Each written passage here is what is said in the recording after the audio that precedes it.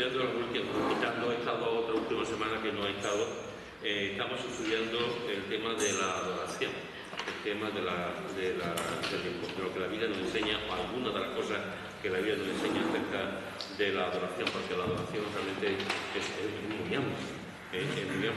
Empezamos en Génesis y la adoración continúa en Apocalipsis, continúa más allá de la vida que tenemos aquí en la tierra. Por lo tanto, la adoración y por cierto, en el cielo seguiremos adorando. O sea que cuando hablamos, por ejemplo, de la predicación, aquí podemos aprender acerca de la predicación, pero en el cielo no habrá necesidad de predicar. Podremos aprender muchas cosas aquí que no llegaremos al cielo. La adoración no. La adoración podemos aprender muchísimo de adoración, pero es que después vamos a estar toda la eternidad también adorando. Entonces, de alguna forma, lo que estamos aprendiendo aquí, de otra manera completamente diferente, porque ahí será todo diferente, pero esto nos va a servir también como catapulta, digamos, a conocernos en el cielo, y ahí tendremos esa adoración que podemos continuamente dar también a la Trinidad, al Dios Trino. Hemos visto en el tema de la adoración, lo he puesto hoy también para recordar un poco en el grupo. Bueno, vimos una introducción acerca de la adoración, algunas de las ideas que hay en la Iglesia en los últimos años acerca de la adoración.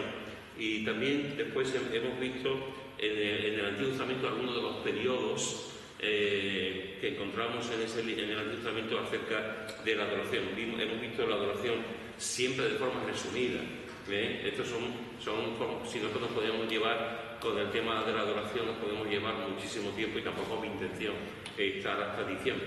Pero hemos visto en algunos periodos históricos del Antiguo Testamento algunas de las pinceladas que se nos da acerca de la adoración. Lo hemos visto en Génesis y en los patriarcas, lo hemos visto también en la peregrinación del pueblo de Israel en el desierto, hemos visto la adoración en el tiempo de Josué y de los jueces, también en los salmos, hemos visto también la adoración en los buenos reyes de Judá, y también hemos visto la adoración después del exilio babilónico, y después también hemos visto algunas cosas de la adoración en los profetas. Este es un poco lo que hemos visto, el recorrido que hemos hecho en algunos periodos del Antiguo Testamento acerca de la adoración. Y a partir de hoy, durante 2 o 3 semanas, vamos a ver la adoración en el Nuevo Testamento. Después continuaremos con el tema de la adoración, haciendo énfasis en las palabras, tanto hebreas como griegas, que aparecen, que nos pueden ayudar a entender bien lo que es la adoración. Pero vamos a terminar este bloque de los diversos periodos que encontramos en la Escritura acerca de la adoración. Y como no puede ser de otra manera, si vamos a empezar con el Nuevo Testamento, no puede ser de otra manera que empezar con los Evangelios. ¿Qué nos enseñan los Evangelios acerca de la adoración? Y lo primero que se ve cuando tú vas a los Evangelios es que la adoración comienza en Jesús, y hacia Jesús comienza al principio de su nacimiento. Y ahora lo que dice en Mateo, capítulo 2, Mateo capítulo 2, bienvenidos. Mateo capítulo 2, versículo 1 y 2. Mateo capítulo 2, versículo 1 y 2, y después el versículo 11. Mateo capítulo 2, versículo 1 y 2, y después el versículo 11. ¿Quién lo quiere leer? Cuando Jesús nació en Belén de Judea, en días del rey Herodes, vinieron del oriente a Jerusalén unos magos, diciendo: ¿dónde está el rey de los judíos, que ha nacido? Porque su estrella hemos visto en el oriente, y venimos a adorarlo. Y el 11. Y al entrar en la casa vieron al niño con su madre María, y postrándose lo adoraron, y abriendo sus tesoros le ofrecieron presentes, oro, incienso y mirra. Muy bien. ¿Qué aprendemos acerca de la adoración en estos versículos que hemos visto? ¿Hay algo que te llame la atención que quieras compartir? En el 11, lo que veo es que además de adorar le ofrecieron presentes, y nosotros también con la adoración le podemos ofrecer presentes. frutos de nuestra vida. Muy bien. ¿Alguien más? Se postraron. Se postraron. Muy bien. Muy bien. Es interesante porque fijaros que nos dice en el capítulo 2, los primeros 2 versículos que ha leído Josefat, nos dice que estas personas, estos magos, vinieron, hicieron un largo camino para hacer una cosa concretamente. Esa cosa era venir a adorarlo. Ellos habían escuchado, posiblemente conocían algo de las profecías hebreas, y ellos habían hecho un camino muy largo para venir a adorar a Jesús. Fijaros que aquí en el versículo 2 vemos una cosa que es importante, y esa cosa importante es, que además tenemos que tenerlo presente siempre, es que hay una intencionalidad. Ellos vinieron a adorarlo exclusivamente, no vinieron para otro tipo de cosas. Ellos podían haber ido a hacer un picnic, podían haber ido a tomar el sol allí en Judea, en Israel, podían hecho, pero ellos van con la intencionalidad de adorarlo.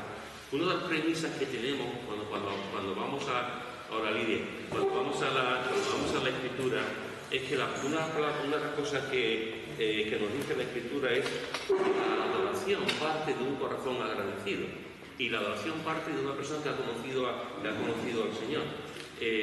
Como tantas otras cosas en la Escritura, no podemos dejarlo al sentimiento que podamos tener, a cómo nos levantemos por la mañana, a cómo estemos de ánimo o desánimo, si nos ha pasado algo malo o algo bueno. La adoración es intencional, porque es un mandato.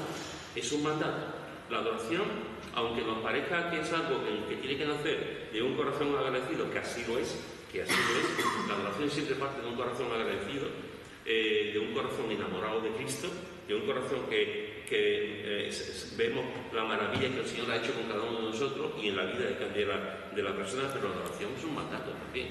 La adoración no es algo que se deja a la opción de la persona. Entonces hay una intencionalidad. Estos magos hicieron un montón de cientos de miles de kilómetros para adorar, y pasaron días, pasaron noches. La estrella estaba ahí, que los estaba guiando, pero lo primero que llama la atención es que hicieron un largo camino para la adoración. Lo segundo que llama la atención, que ya se ha comentado, es que cuando llegan se postran.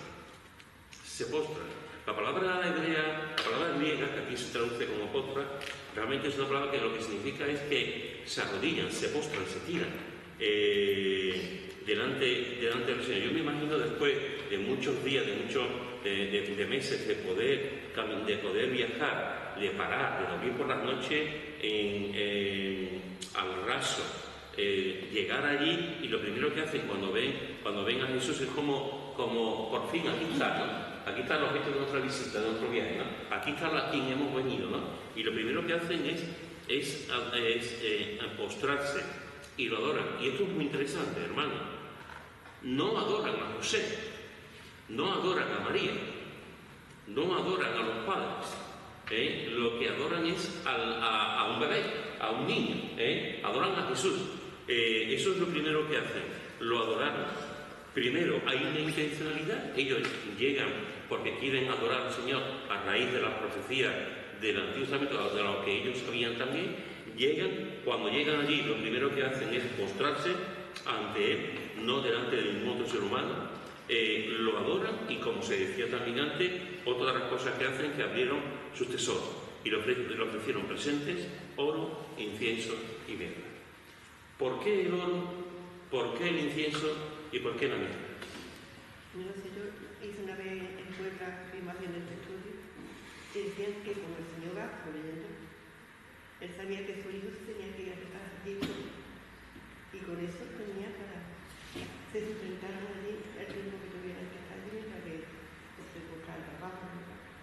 Y dice, proveyó el Señor con eso, proveyó el Señor, pero que sí. Proveyó para ellos, porque tenían que huir a Egipto. Muy bien. Esto es muy interesante, porque a veces Tú puedes ver esto y la pregunta que se hace en una continuación es ¿y qué pasa con esto? ¿Qué pasa con el oro? ¿Qué pasa con el incienso? ¿Qué pasa con la mirra? Porque Jesús era un niño, ¿qué pasa con ello? ¿En qué lo usaron los padres? ¿No? Pues efectivamente, el Señor en su providencia siempre va por delante. Recordáis que al poco tiempo de esto, Herodes los persigue, es cuando se hace la matanza de los niños y ellos tienen que escapar a Egipto. ¿Cómo viven en Egipto? Sabemos que estuvieron durante un tiempo, no se sabe exactamente el tiempo en el que estuvieron, pero estuvieron un tiempo en Egipto, la familia. Incluido en esa familia, todavía no sabíamos si habían nacido alguno de los hermanos, pero sí estaba él, que era el primogénito, estaba Jesús, y no sabemos si a lo mejor ya había nacido alguno de los hermanos o hermanas, aunque la mayoría nacería después, pero posiblemente a lo mejor incluso tenía ya algún hermano o alguna más. El caso es cuando ellos salen de Egipto, ¿de dónde vivieron? ¿Cómo vivieron? ¿En qué trabajaron? José podía estar trabajando en su trabajo de carpintero, de albañil, sí, pero necesitaban un dinero para viajar, para descansar, para comer, para estar en una pensión, etcétera, etcétera, ¿no?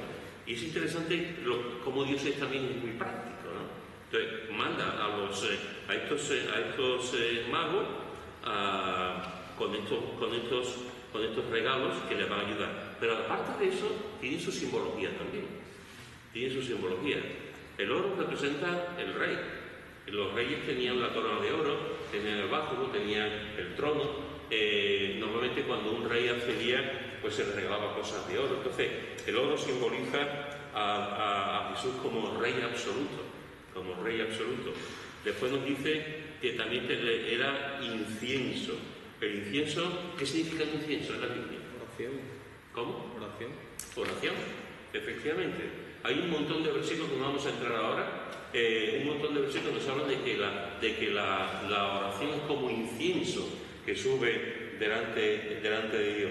El incienso era una ofrenda que se levantaba ahí. Por lo tanto, el incienso también es una ofrenda que se levanta, es como que Jesús es la ofrenda, la gran ofrenda, ¿no?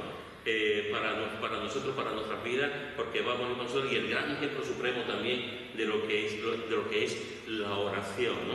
El oro simboliza al rey, el incienso simboliza a Jesús como Dios, el incienso que se levanta en ofrenda delante de Dios. Y la mirra era, ¿para qué era la mirra? Sepultura. Para untarle a los muertos. Muy bien, la mirra era, de hecho no sé si sabéis, pero en muchos de los cosméticos que se siguen usando hoy en día está la mirra, está la mirra, en muchos de los cosméticos que se está. La mirra se usaba efectivamente, eso era de un árbol que se sacaba y que se sigue sacando hoy en día, había mucho en el Medio Oriente, y era para embalsamar los muertos, para perfumar los muertos, efectivamente, para ungirlos. Entonces el muerto llegaba y hoy en día, cuando una persona muere, digamos, no se le embalsama, pero se le pone, hay personas, bueno, no sé si alguna de vosotras, yo conocí a una hermana, que no recuerdo ahora la recuerdo, sí, es una hermana que estudió el maquillar a los muertos, tiene un nombre. ¿Cómo? Eso es. ¿Cómo se nota? ¿Cómo se nota? Y pues esta no sé si seguirá, pero hay cursos de esto. Entonces, cuando una persona muere, esa persona pues lo prepara, lo pone más guapito, al hombre o a la mujer, para los familiares y amigos que lo vayan a ver. Entonces, aquí encontramos no solamente cómo el Señor es tan práctico, que va por delante y le da la ayuda material para que el tiempo que estuviese en Egipto y después volver, sino que también señala más allá. Señala a Jesús como Rey, señala a Jesús también como el incienso, la oración que se presenta, que se ofrenda al Señor, y se presenta también como el emblema, el perfume de Jesús como hombre en su muerte. Por lo tanto, fijaros, es muy sí. Claro, sí, sí. Pues eso es una de las cosas que también hacen estos magos, ¿no? Presentaron ofrendas caras. Y al hilo un poco de la pregunta que tú estabas haciendo, lo que tú dijiste también antes, yo pregunto, ¿qué tenemos que llevar nosotros en la adoración? Posiblemente ninguno de nosotros va a llevar oro, ¿verdad? Bueno, Antonio puede llevar oro, pero ninguno de nosotros puede llevar oro o incienso, seguramente, o mirra. Pero ¿qué podemos llevar nosotros en la adoración? Si es que hay que llevar algo. Yo estaba pensando cuando era lo primero, que estos magos salieron con un propósito de adorarnos, para adorarnos. Ese tiene que ser el propósito de nuestra vida, levantarnos cada día, de vivir ese día de adoración para el Señor. Y si vive este día de oración, eso es lo que le va a ofrecer, ¿no? La adoración. Muy bien. Agradecimiento, honestidad, ser honesto. Adoramos como hemos hecho también en el tiempo de oración, con agradecimiento. Es interesante porque mira lo que dice el Salmo 122, versículo 1, un salmo muy conocido. Salmo 122, versículo 1. Y lo tengo los jueves. Salmo 122, versículo 1.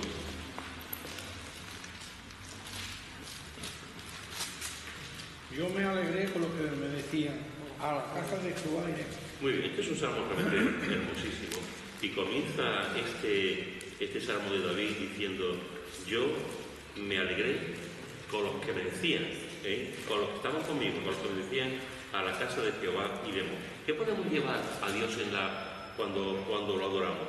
Pues una de las cosas que podemos llevar, que también se ha comentado, lo ha dicho ahora Josefa, es un espíritu dispuesto, hermano. Aquí estamos dispuestos ya a la casa del Señor juntos.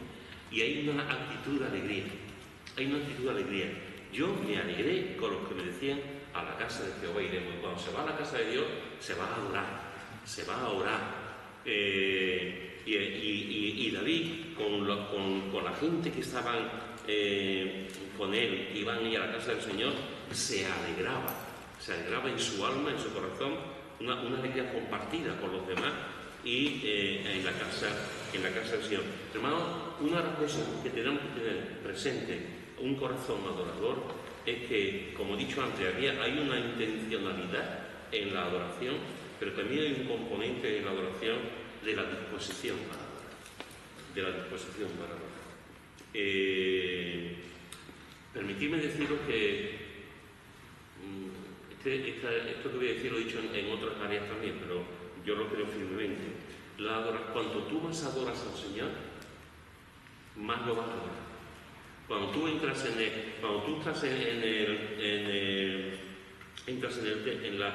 tabernáculo, estás en el lugar santo, te vas a agradar tanto estar en el lugar santo que no vas a tener más remedio que entrar en el lugar santísimo. Es un paso natural. El que no va a entrar en el lugar santo es el que está fuera de la cortina, el que está fuera, en el patio. Si hay creyentes que están siempre en el patio, nunca van a entrar en el lugar santo. Pero el creyente que entra en el lugar santo, llegará un momento en que entrará en el lugar santísimo, porque está aprendiendo la musculatura de la adoración. Esto es como cuando compartimos el Evangelio. Cuanto menos compartimos el Evangelio, más nos cuesta. Cuanto más compartimos el Evangelio, más natural es, más accesible es, más confianza vamos ganando conforme vamos compartiendo el Evangelio con la gente, ¿no? Y vamos cogiendo musculatura espiritual para compartir el Evangelio. Con la adoración pasa igual. Con la adoración, cuando tú estás en la adoración, cada vez vas a querer, porque vas asumiendo más y vas entendiendo más también lo que es la adoración. A veces, hermanos, el problema que tenemos es que nos quedamos en la epidermis, nos quedamos en la superficie y pensamos que la adoración es gracias por esta lenteja que nos has dado hoy y gracias porque me has quitado el dolor de cabeza. Pero la adoración es mucho más que eso. Eso no es nada realmente y cuando tú vas entrando en lo que es la adoración y te vas dando cuenta de quién es el Dios Trino y te vas dando cuenta de lo que hace el Señor, inevitablemente lo vas a vivir en el tiempo bueno y en el tiempo malo. También lo vas a adorar. Y aquí hay un espíritu dispuesto a adorar. Quizás tendríamos que preguntar, ¿yo estoy dispuesto a adorar al Señor? Claro, yo sé que todo lo que estáis aquí va a decir que sí, que estamos dispuestos a adorar al Señor. Dispuestos a adorar al Señor cada día. Y fijaros que dice dispuestos a adorar al Señor con alegría. Yo me alegré con lo que decían. Por lo tanto, una de las cosas que podemos llevar en la adoración es un espíritu dispuesto, la disposición para adorar al Señor. Y también otra cosa que tenemos que llevar, que creo que sin ella es muy difícil, por no decir imposible, que podamos adorar, lo encontramos en Mateo en el capítulo 5, Mateo capítulo 5, versículos 23 y 24. Aquí lo tiene. Mateo capítulo 5, versículos 23 y 24. Bueno, el 22, Mateo 5, 22 al 24. Pero yo os digo que cualquiera que se enoje con su hermano será reo de juicio, y cualquiera que diga a su hermano imbécil será responsable ante el Sanedrín, y cualquiera que le diga insensato será reo del fuego del infierno. Por tanto, si estás presentando tu ofrenda sobre el altar y allí te acuerdas de que tu hermano tiene algo contra ti, deja allí tu ofrenda delante del altar y anda, reconcíliate primero con tu hermano, y entonces ven y presenta tu ofrenda. Muy bien. ¿Qué aprendemos aquí? Hay que ir con el corazón limpio. Que hay que ir con el corazón limpio. Y no tener esa raíz de amargura en nuestro sentimiento. Es imposible, hermano. O sea, si yo me peleo con él, por ejemplo, es mi hermano, y yo me peleo con él, además que hemos tenido una bronca de película o dos, y no me he enfadado los dos, y nos hemos dicho palabras y tal, y después nos vamos, y yo me pongo ahora delante del Señor, Señor, qué bueno eres, y dice, es muy difícil, porque el corazón no está preparado para la adoración cuando se interrumpe la comunión con un hermano. Entonces, cuando esa comunión se ha roto, lo que tenemos que ver es lo que está diciendo aquí, ¿no? Si tú estás en la iglesia y tú estás delante de allí, vas al altar y te acuerdas que tienes algo contra un hermano, ve a ese hermano y arregla las cosas. Y tendrás la paz en tu corazón, la paz de Dios, el estado de ánimo suficiente, adecuado para adorar. Pero ¿cómo podemos adorar al Señor cuando yo he roto mi relación con un hermano, nos hemos peleado, en mi vida como predicador en la iglesia yo creo recordar que en 2 o 3 ocasiones yo he dejado de predicar un domingo porque me había peleado con Dios. Entonces, yo creo recordar que en todos estos años, un par de veces, 2 o 3 veces, fui al púlpito y dije, hermano, no voy a predicar. No voy a predicar, no es que sea un pecado, no ha habido, pero el domingo por la mañana nos peleamos, por lo que sea. ¿Cómo vas a predicar la palabra de Dios con un estado de ánimo que no es el adecuado? ¿No? Entonces, tú puedes trabajar en una oficina si te has peleado con tu mujer, sí. Tú puedes levantar un proyecto si te has peleado con tu marido, sí. Tú puedes limpiar el suelo si te has peleado, sí. Pero predicar la palabra de Dios con un estado que no está correcto, que no está bien, es muy difícil, porque no vas a tener el poder de Dios. Y no vas a tener realmente la sensibilidad también del Espíritu Santo, ¿no? Entonces, y no pasa nada, O sea, no pasa nada al decir, hermano, que no estoy preparado, no pasa absolutamente, al revés, la gente responde muy bien. Y yo las 2 o 3 veces que lo he hecho, ha continuado el culto y no pasa absolutamente nada, ¿no? Con el hermano pasa igual. Si yo estoy enfrentado con un hermano, ¿cómo voy a adorar al Señor?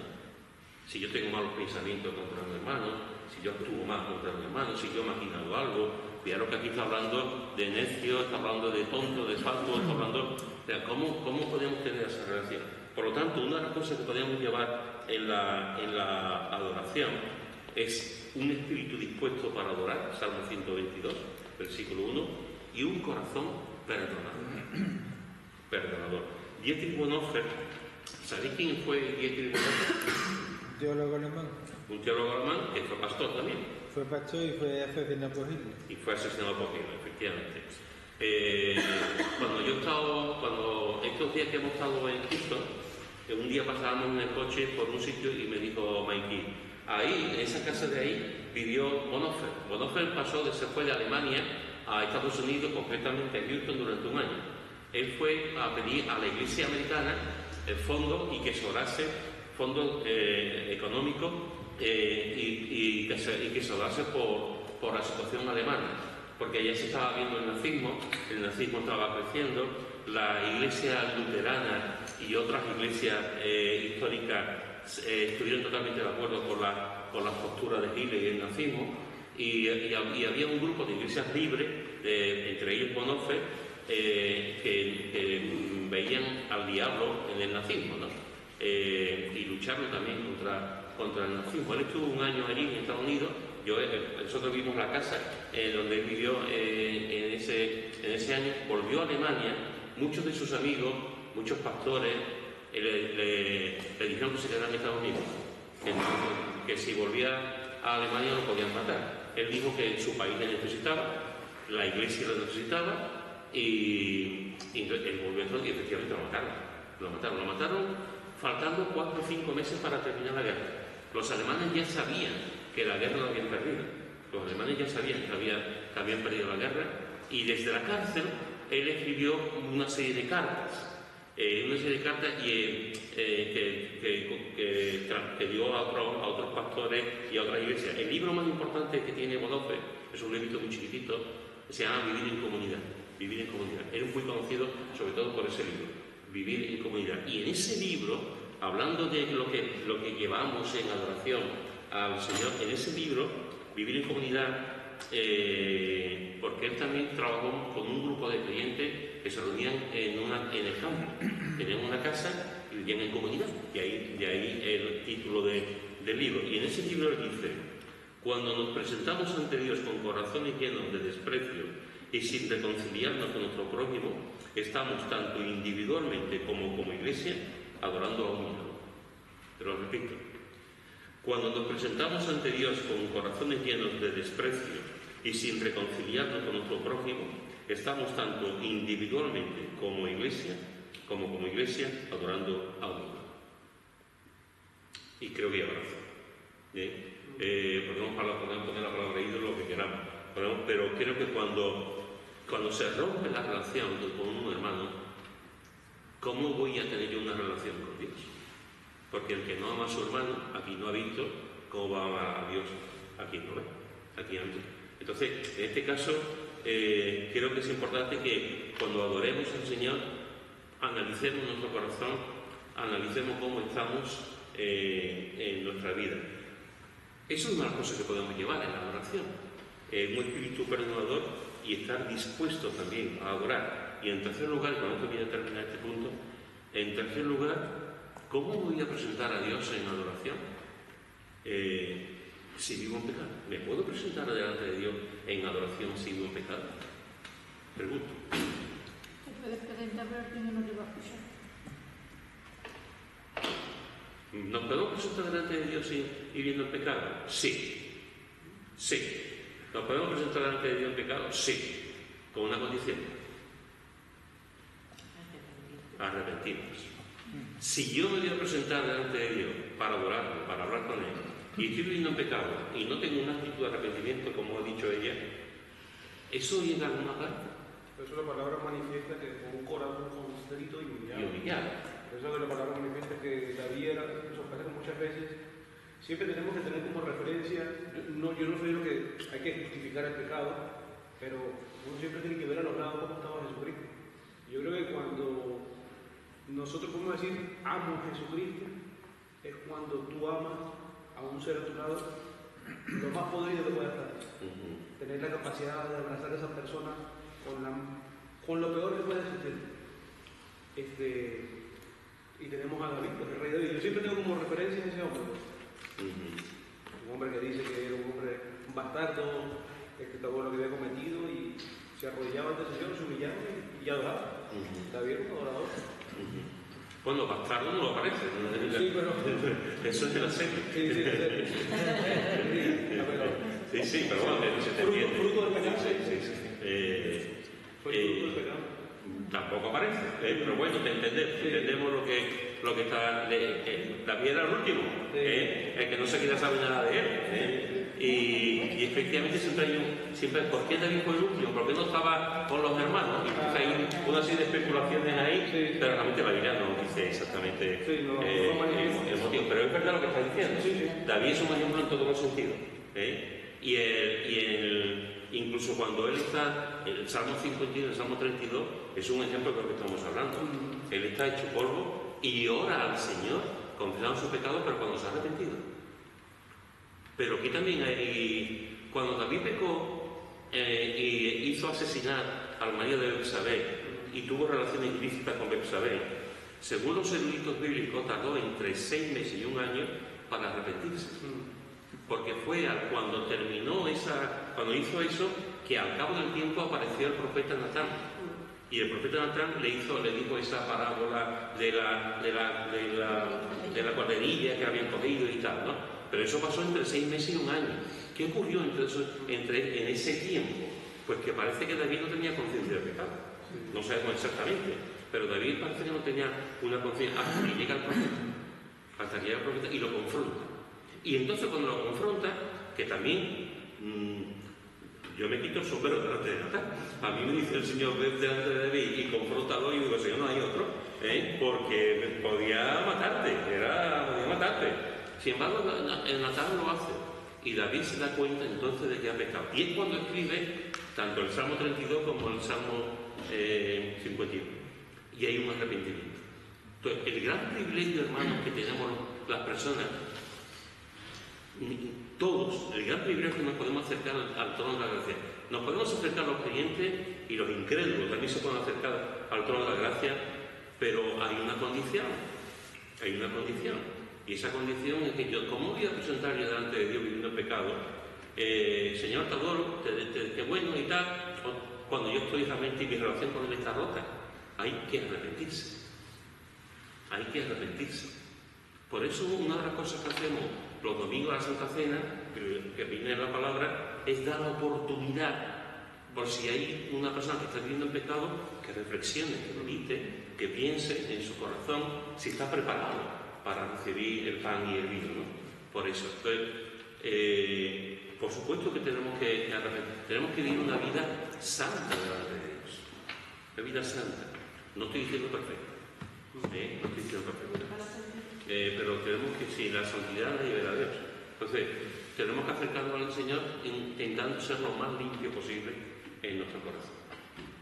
Que estaba pensando de este versículo que dice: examíname, Señor, y conoce mi corazón, pruébame y conoce mis pensamientos, y ve si hay en mí camino de perversidad.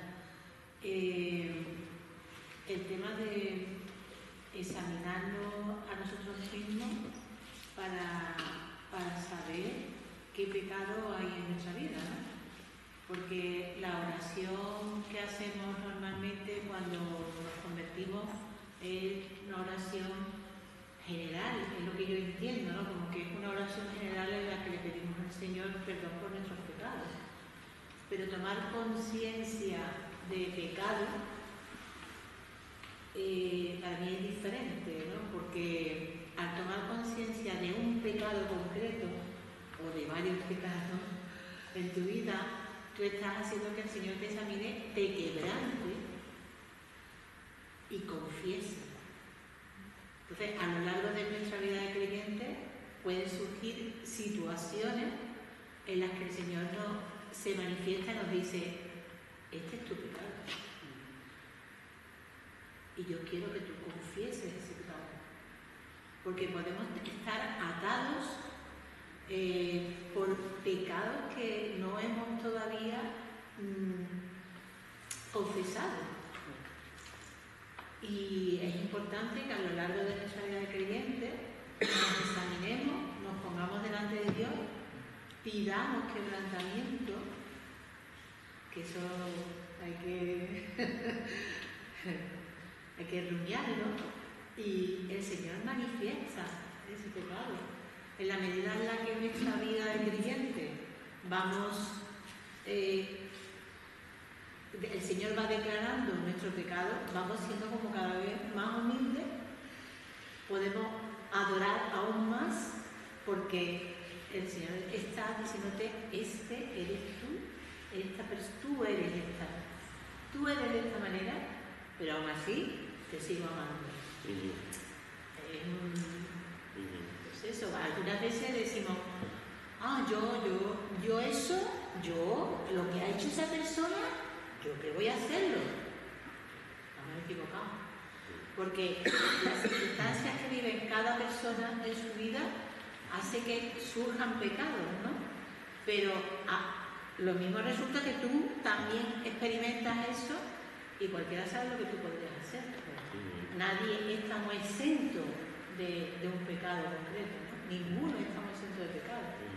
Solamente una circunstancia que viene a nuestra vida puede hacer que surja ese pecado. Entonces, examinado y probado delante de Dios para que el Señor manifieste, pueda arrepentirte y el Señor te libere de ese pecado. Sí, estoy de acuerdo con Shari en el punto de examinarnos, porque quizás hay pecados en nuestra vida que no hemos identificado y el Señor es el que nos puede ayudar, o ya no solamente pecados, sino hábitos en nuestra vida que a lo mejor si lo ponemos delante del Señor podríamos hacerlo mejor aún de lo que lo hacemos, ¿no? Y es interesante. Preparando este tema, el tema de la adoración, yo estoy leyendo, creo que son 4 libros ahora mismo sobre el tema de la adoración, para prepararnos, aparte del estudio de la palabra de Dios, ¿no? Uno de esos libros, el autor comenta, eso es un líder de alabanza, en su iglesia, una iglesia bastante grande, es el responsable de la alabanza, una persona muy conocida, está a tiempo completo, está a tiempo completo la iglesia le paga a tiempo completo de la adoración. Y él en el libro cuenta de que llegó un momento que empezó como a tener taquicardias en su vida, como que se venía abajo, como que se desalentaba, como pasó con una pequeña depresión, Y él cuenta, lo hace en forma de ilustración de un punto que le estaba tocando. Y él está diciendo que él se dio cuenta en ese tiempo de reflexión, cuando le pasaba estas cosas, que en realidad durante muchísimos años, él le estaba dando más importancia a la adoración que al Dios al que adoraba. Estaba el estar con la gente, preparando a la gente, la música, los ensayos, cómo se iba a cantar, con lo que se tenía que hacer, dónde se iba a parar, todo, ¿no? Entonces, él toda la semana estaba preparando la adoración y le daba más importancia a la adoración que al Dios que adoraba. Cuando llegó ese descubrimiento, claro, pasó muchos años, porque era una persona muy conocida, llegar a ese punto es muy complicado. No todo el mundo tiene esa capacidad de analizarse, de examinarse y decir, ¿pero dónde voy yo? O sea, yo estoy invitando a la iglesia a adorar y lo que yo mismo estoy adorando, lo que estoy adorando. Yo estoy adorando la música, la alabanza, yo estoy adorando al Dios. Entonces, él cuenta que le pidió perdón al Señor, que tuvo un tiempo de reflexión y, bueno, cambió, ¿no? El hombre cambió. Pero es verdad que hay cosas en nuestra vida que tenemos que examinarnos. Y en la adoración tenemos que, y sobre todo la adoración, entraremos dentro de poco tiempo, entraremos en la adoración comunitaria, ¿no? En la iglesia, ¿no? Cuando nos juntamos, tenemos que ver realmente cuál es el propósito de la adoración, por qué adoramos. No solamente los que están aquí, sino todos, por qué venimos y tenemos esos momentos de adoración. Y cuando adoramos, ¿a qué le damos más importancia? A la música, a las voces, al sonido, a la letra de mi radio sin hogar, a lo que sale en la pantalla. Todo ese tipo de cosas tenemos que aprender, tenemos que reflexionar. Es decir, yo realmente estoy adorando al Señor o estoy adorando lo que estoy haciendo. Y son cosas muy diferentes, muy diferentes. Entonces, fijaros que una de las cosas que podemos llevar, como hicieron los magos, una de las cosas que podemos llevar en la adoración, de las muchas cosas que podemos llevar cuando nos presentamos delante de Dios, es un corazón dispuesto, es un corazón perdonador y es un corazón santo, una vida santa. Venid conmigo también ahora al capítulo 14 de Mateo, capítulo 14, versículo 33. Capítulo 14, versículo 33. ¿Quién lo tiene? Entonces, los que estaban en la barca vinieron y le adoraron, diciendo: verdaderamente eres hijo de Dios. ¿Qué aprendemos aquí? ¿En qué contexto está esto? Cuando Jesús anda en el mar, ¿no? Cuando Jesús anda sobre el mar, Pedro también se hunde y después va a la barca. Y los discípulos allí se quedan sorprendidos de lo que ha ocurrido, ¿no? Entonces, los que estaban en la barca vinieron y le adoraron. Le adoraron cuando hizo algo completamente sobresaliente, algo anormal. Por eso es un milagro. Los milagros siempre son cosas que son anormales. Si fuese normal no sería un milagro.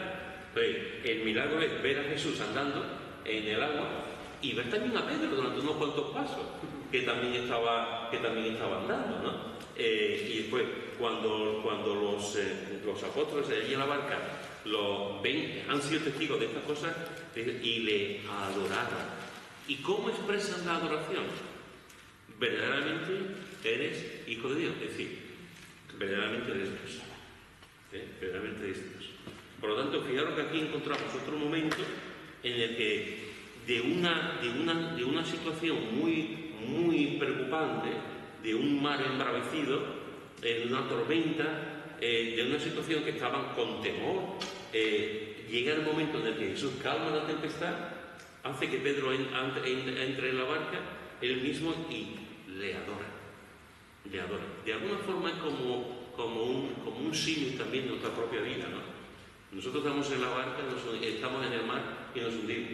Y tiene que venir Jesús para rescatarnos del mar, estamos llenos de miedo, viene a venir y meternos en la barca donde Él nos lleva. Él es como decía la antigua canción, es el capitán de la barca, y nos da una vida completamente diferente y aprendemos a adorarlo. Ellos aprendieron a adorarlo en este momento también y lo adoraron en medio de esa circunstancia. Capítulo 28, versículo 9. Capítulo 28, versículo 9, también de Mateo.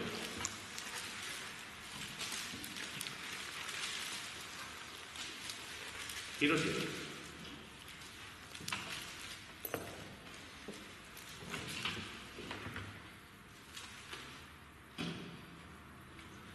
He aquí Jesús les salió al encuentro diciendo: salve, y ellas, acercándose, abrazaron sus pies y le adoraron. Muy bien. ¿Qué aprendemos aquí, familia?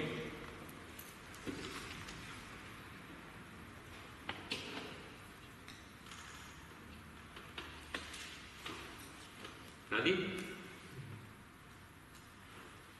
Aquí se produce un encuentro. Cuando tenemos un encuentro con el Señor que vamos a ver, tenemos que, antes de eso tenemos que adorarlo, ¿no? En ese encuentro. Porque ella, cuando el Señor le habló y que le habló, ella se acercándose, abrazando sus pies y le adoraron. Y cuando entramos a orar, es cuando tenemos un encuentro con el Señor. Entonces, tendríamos que entrar a orar también del Señor. En buena teología bíblica, lo que está ocurriendo aquí es un respaldo a la enseñanza de la palabra de Dios. Siempre es Jesús el que sale a nuestro encuentro. Siempre es Él el que sale a nuestro encuentro. Siempre es el que se acerca. Siempre es el que toma la iniciativa. Siempre es el pastor que busca la oveja. Siempre es Él el que sale, el que nos amó primero. Ahora vamos a Él porque Él nos amó primero.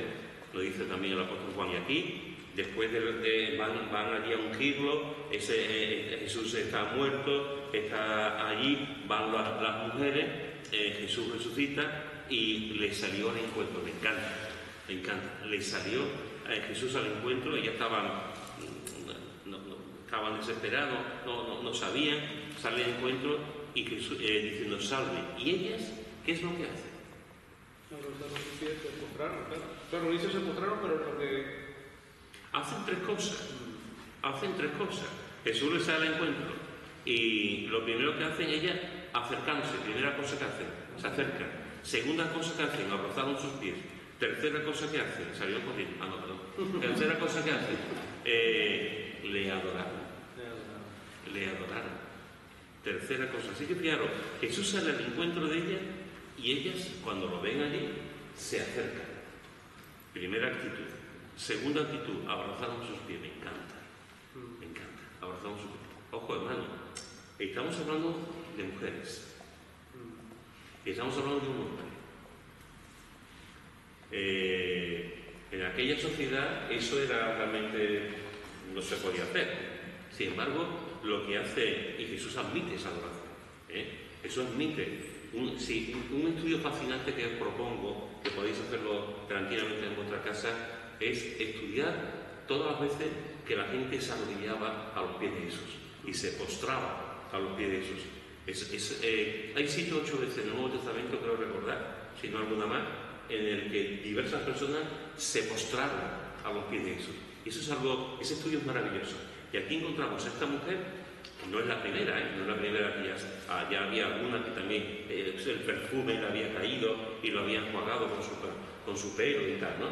Una mujer se arrodilla, se postra a Jesús y le adoraron. Y le adoraron. Y esto también nos tiene que servir, también nos puede ayudar a nosotros en lo que entendemos como la adoración.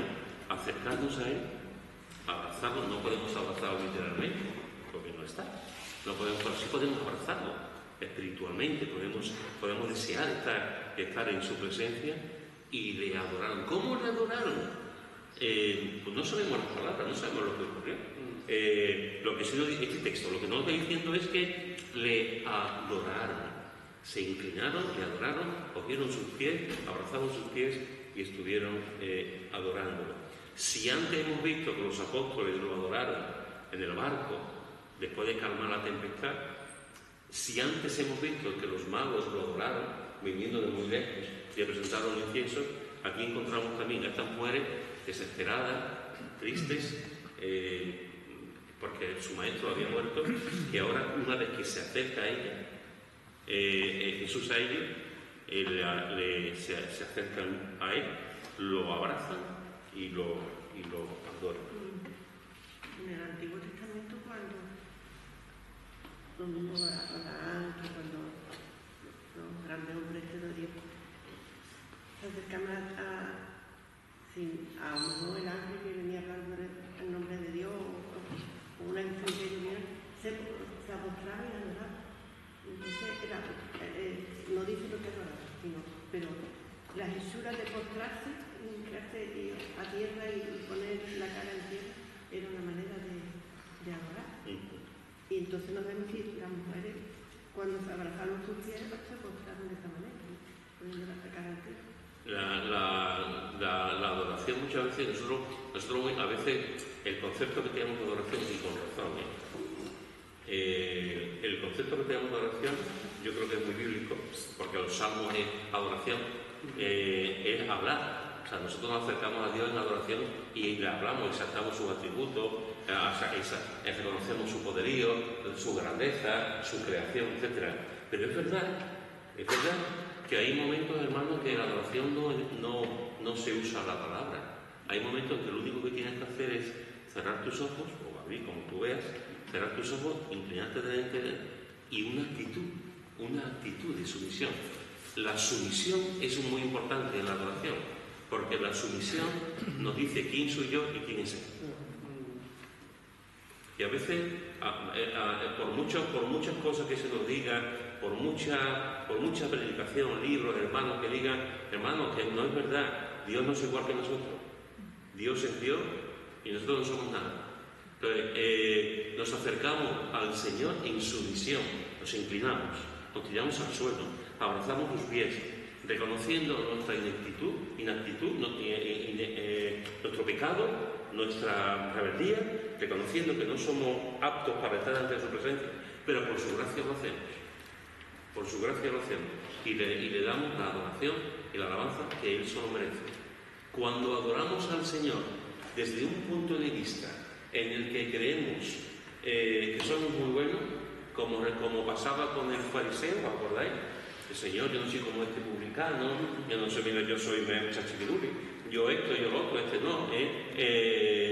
Cuando nos acercamos a Dios así, esa oración no va a ninguna parte, ni esa adoración va a ninguna parte. Una de las claves de la adoración, efectivamente, es la sumisión. Es no soy nada y tú eres todo. Y por eso, unos motivos, que a veces cuando adoramos al Señor no hace falta las palabras. Una lágrima es una adoración. Un silencio, en muchos momentos, es una adoración. La quietud es una adoración. Estamos acostumbrados al ruido, pero la quietud, la tranquilidad, el silencio, de estar delante del Señor, es una adoración.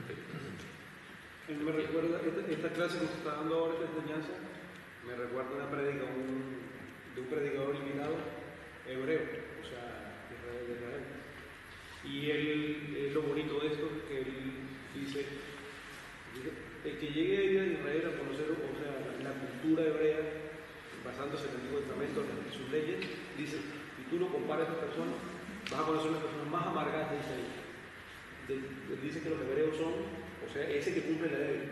Y él dice, un hebreo cristiano y el que se manifiesta sobre escribir su ley, él dice que tú ves la diferencia.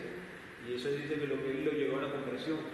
Dice que veía de que en Israel estos hombres cuando son de negocios por el estilo y entraban en una discusión y dice pasaban años molestos, no sé, ¿cómo se llama?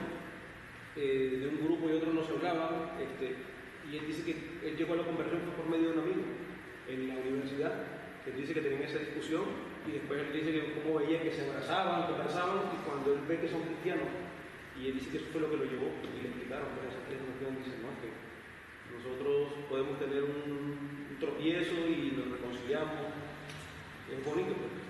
Dice que el hebreo como tal, cuando está en pecado, se oculta. Él dice que ellos cuando van a la sinagoga tienen un espacio donde ellos como que el pecado, la carga que tienen, no pueden estar en el sitio de adoración donde está el maestro, el que está dando la palabra. O sea, imagínense que como ellos, o sea, ellos mismos como que se flagelan ellos mismos con lo que cargan. Y nosotros tenemos a Jesucristo, pues, que nos hace manifestar todo eso. Termino, hermanos, con este texto. Juan, capítulo 9, versículo 35 al 38. Juan, capítulo 9, versículo 35 al 38. ¿Quién lo tiene? Oyó Jesús que lo habían expulsado y hallándole, le dijo, ¿crees tú en el Hijo de Dios? Respondió él y dijo, ¿quién es, Señor, para que cree en él? Le dijo Jesús, pues lo has visto, el que habla contigo es. Y él dijo, creo, Señor, y lo adoró. Muy bien. Hemos visto que los magos vinieron y lo adoraron, le llevaban presentes. Hemos visto que en la barca los apóstoles también le adoraron después de la tempestad. Hemos visto que en la resurrección aquellas mujeres también lo adoraron. Y ahora estamos viendo a un ciego. A un ciego que ha dejado de ser ciego. A una persona que ha recuperado la vista. Y es interesante porque él ha sido sanado, pero no ha visto a Jesús. No sabe quién es Jesús. Jesús le ha devuelto la vista, pero no sabe. Y ahora hay un momento en el que lo vaya. ¿Eres tú en el Hijo de Dios? Respondiendo él y digo, ¿quién es, Señor, para que crea en él? Y le dijo Jesús, pues le has visto y es el que habla contigo. Soy yo. Y enseguida, el ciego dijo, creo, Señor. Y le adoró. Lo primero que hizo este corazón agradecido fue adorar. Agradecido. Porque el Señor le había devuelto la vista. Y lo primero que hace es adorar. No hizo otra cosa, después hizo solamente pero lo primero que hizo fue adorar. Y eso quizás nos pueda llevar a una pregunta para reflexionar en nuestra vida. O sea, mi prioridad en la vida como cliente, ¿cuál es? ¿Cuál es mi prioridad? Para algunos su prioridad será venir a la iglesia, para otros su prioridad será atender a sus hijos, para otros su prioridad será estudiar la Biblia, para otros su prioridad será la santidad, para otros su prioridad será, pues qué sé, mil cosas. Pero es nuestra prioridad entender lo que es la adoración y vivir como adoradores. Como adoradores. Pues quizás sea una buena manera de pensar y meditar. ¿Cuál es mi prioridad? Porque si entiendo que la prioridad está aquí y va a continuar en el cielo, alguna importancia tiene que tener. Alguna importancia tiene que tener la adoración si va a continuar después en las calles de oro. La prioridad. Quizás nos podamos analizar y mirar cómo está mi adoración. Adoro al Señor cuando me levanto, lo busco, me tiro a sus pies, me acerco a Él. Lo adoro por la obra maravillosa que ha hecho en mi vida. Me ha quitado me ha devuelto la luz, me ha quitado el temor, etcétera, etcétera, etcétera. La adoración. Entonces, quizás eso nos pueda ayudar a pensar en que estos ejemplos que hemos visto son pocos, vuelvo a decir, en los evangelios hablan más. Y cualquiera de nosotros puede decir, pero ¿te has olvidado este texto? No, es que no puedo. La semana que viene veremos el libro de los Hechos. También algunos aspectos de la adoración, pero hoy estos pasajes nos hacen ver la importancia de la adoración, la actitud de la adoración y cómo en diversas etapas de nuestra vida, con algunos ejemplos que hemos visto, cómo podemos realmente adorar a Jesús. Muchas veces cuando estamos orando, en el grupo oramos, podemos pedir al Señor que nos ayude de santidad, que nos ayude a conocer la oración, que también es una oración buena, que nos ayude a ser adoradores.